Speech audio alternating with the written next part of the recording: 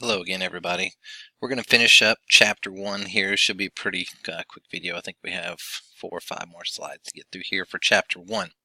All right, so let's talk about home mortgages and how they've evolved. So, in the past, many years ago, individual investors tried to lend money to folks wanting to buy a house. Some of the problems they had, individual investors didn't have enough money to fund the entire home, obviously. They might not be in a good position to evaluate risk of the potential homeowner. And they might have difficulty collecting mortgage payments. You can imagine that. So we had savings and loan associations that came in to solve this problem, right? So they pooled deposits from many investors.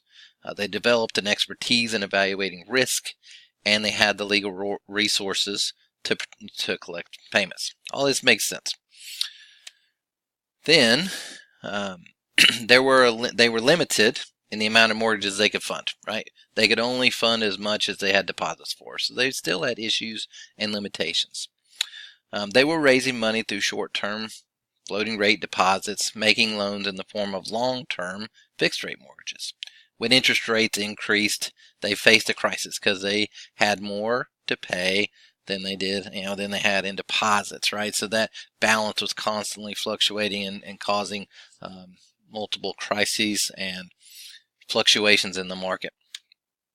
So back in the 1980s, many of these went bankrupt. Because the deposits were insured, taxpayers ended up paying billions of dollars. Sound familiar to those that were around in the mid-2000s?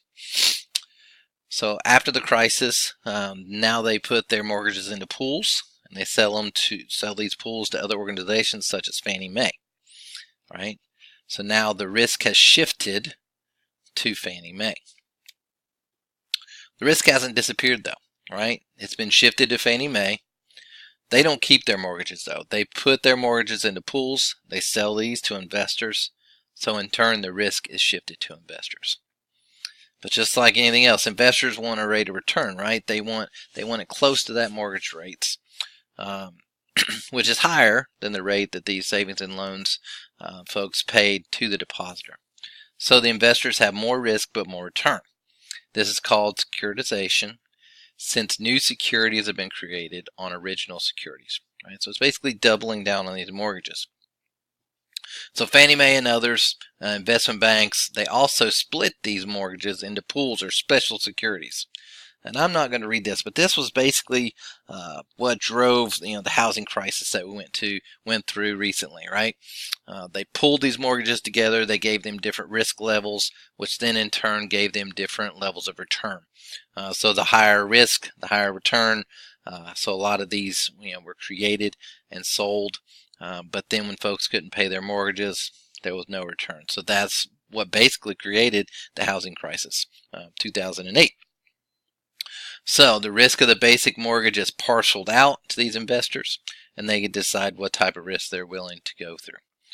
What other types of assets can be securitized? That was a hard one to say.